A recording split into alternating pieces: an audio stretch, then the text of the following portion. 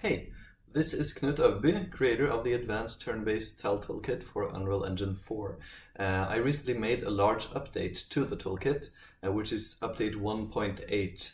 And this is the biggest update that I've made to the toolkit so far. And it is basically a complete refactoring of the entire toolkit, where I went through every variable, every function, the organization of the folders and so on, and changed it to be more performant, cleaner, more flexible and easier to work with, and also more in compliance with Unreal Engine's scripting standards. Because this is such a major change, my previous tutorial videos will therefore be somewhat outdated, and though they will still be informative and helpful, what you see in the tutorials will not necessarily correspond exactly to what you're seeing in the toolkit. I will be making new tutorials for this new version, but just be aware of that before I get to make new ones.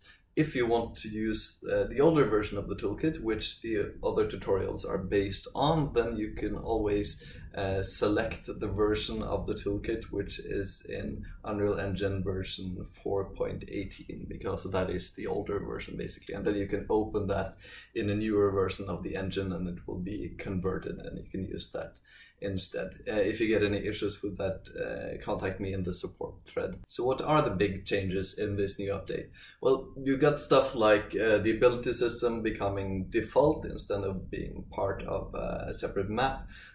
You have changing the grid managers to be transform independent, so that it can be placed anywhere, rotated, scaled up or down, and it will still work just as well.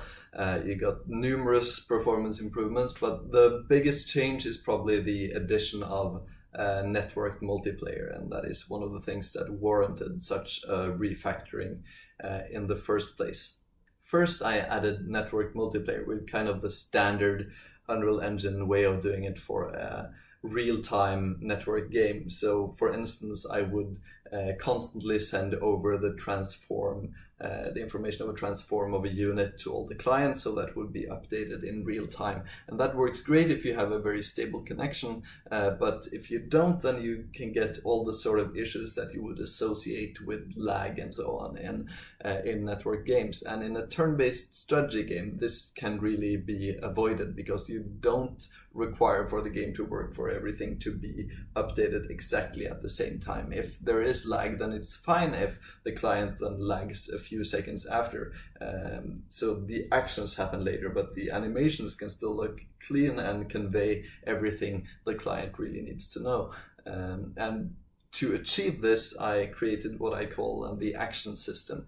And in the action system, I'm making it very explicit, the parts of the toolkit that are sort of calculated on the server, sort of in grid space. So something moves from one grid index to another, for instance. All of this stuff that happens in the arrays and so on, in the grid manager particularly.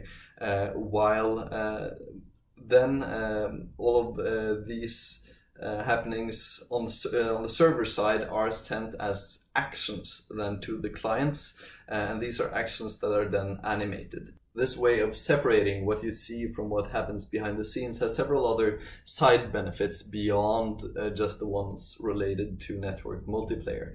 And so just being able to not having to wait for all the animations and so on to resolve, to get sort of the results of how this affects the game is beneficial in many ways. You can have turns play out beforehand, then animate them. You can use this to more easily implement, say, a replay system or simultaneous turns and so on. It just opens up for many more of these possibilities. And when you've gotten used to it, I think it's also a lot easier to work with, and it ensures that anything you add, or pretty much ensures that anything you add will work well also in a network multiplayer game, because of this very sort of explicit distinction. However, it takes some getting used to, and because of that, I wanted to make the first tutorial video for this new update about the action system and how you can use it with the toolkit.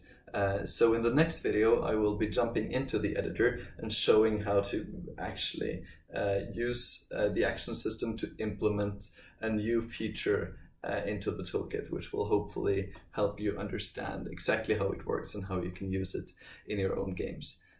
So that's that for this video, and see you in the next one.